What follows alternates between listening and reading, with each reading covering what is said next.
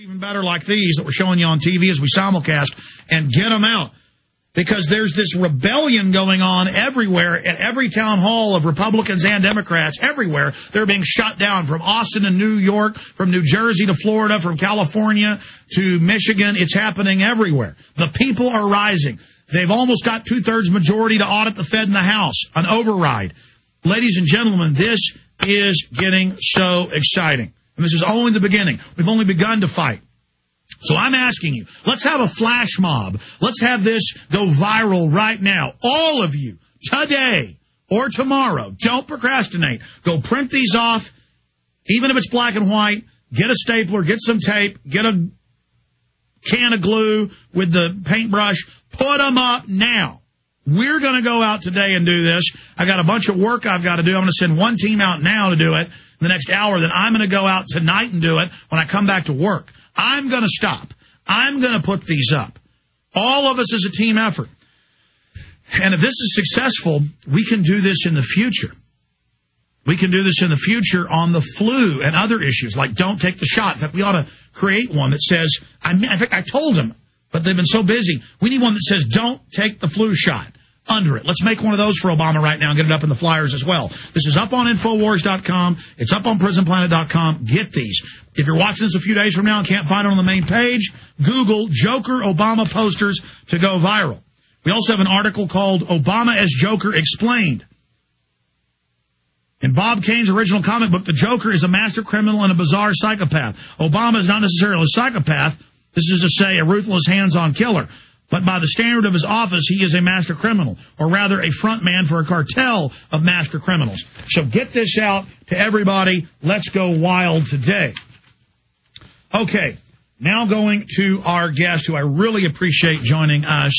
I've read so much of his great research. It's his first time on with us. We really appreciate him coming on. And we're going to post his website up on the screen for everybody up there. It's flutracker.rhizalabs.com or recombobiometrics.com. He is Dr. Henry L. Niman. And, Doc, I know you don't like to toot your horn, but will you give people briefly your extensive bio? Okay, yeah. Hi, Alex. Good to be on. Good to have you. A little background. I've been studying viruses since I was in graduate school. Got my PhD at the University of Southern California back in 1978, and then did postdoctoral work and went on staff at Scripps Clinic and Research Foundation. There I was mostly working on oncogenes, but I also did some work on the flu back then with Ian Wilson, who actually discovered the structure of the influenza virus. Was on the cover of Nature magazine back in 1980. I developed monoclonal antibodies, which are kind of factories that make antibodies to target almost anything, including the flu. The flu monoclonal is probably the most popular monoclonal in the world. Everybody uses it mostly for basic research to track different genes. It's designed so that it can really identify any type of gene. Yeah, I mean, this is not just you saying this. You're a world-renowned inventor in this area, so you're uniquely qualified to speak on what we're currently facing. Yeah, and basically to bring it a little bit more current, when I was at Harvard, I got a little bit interested in newly emerging viruses. I studied the SARS virus, worked with most of the researchers that were sequencing the virus in Asia. And then when bird flu kind of made its appearance back in 2003, I kind of switched over to that and looked at how the virus evolves. So that's what Recombinamics does. It really looks at the genetic sequence of the virus, sees how it evolves, and actually uses that evolution to make predictions and to identify and to predict what the virus is going to look like in the future. All right. Sir, in a nutshell, can you boil down what's happening? Is this engineered? Other virologists have said it doesn't have a pedigree, that they believe it was made in a lab. A, do you concur with that?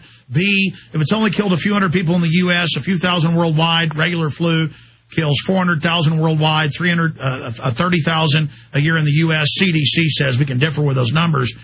Is this hype to sell vaccine? Is this a cover for something else? Injecting people with the shots, is that going to cause it to mutate, as some are saying? I mean, so much is going on. Right. What's the bottom line, doctor? There's a lot out there. This is the real deal. I mean, this is a virus. It is not man-made. It's a natural virus. Okay. It's a combination which led to some of the speculation.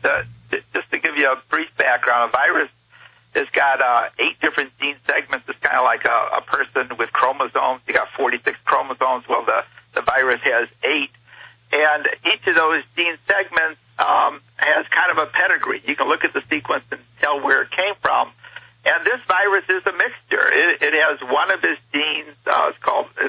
It's one of the genes that's involved with copying its genetic information. It's called PB1. That's a human gene, but that was picked up by this virus back in 1993 from a human H3N2. So the human gene's been in this virus for almost 2 decades. It's got 2 other genes that are involved with copying the genetic information, also called polymerase. There's polymerase A and polymerase B1. And both of those, B2, and both of those are avian. And then the other 5 genes are swine. So it really has 5 swine, 2 avian, and 1 human, but it's had that composition since the 1990s. So it didn't just happen. It didn't just get manufactured. None of that is unusual. And the reason it happens at a high frequency is because it all happens in swine. Swine is able to be infected by both avian viruses, human viruses, as well as swine viruses. All these are flu.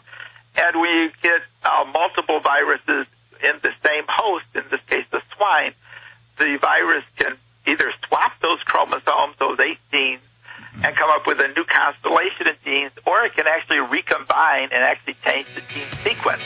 Okay, Dr. Niman, stay there. Right. Quick break. Got a break. Quick break. I want to come back and then go over why we see the buildup, why the preparations for forced inoculations, talk of using the Army, talk of quarantines in the fall for something that's killed 200 people with our guest. Dr. Niman, again, is a medical doctor, expert virologist researching all this.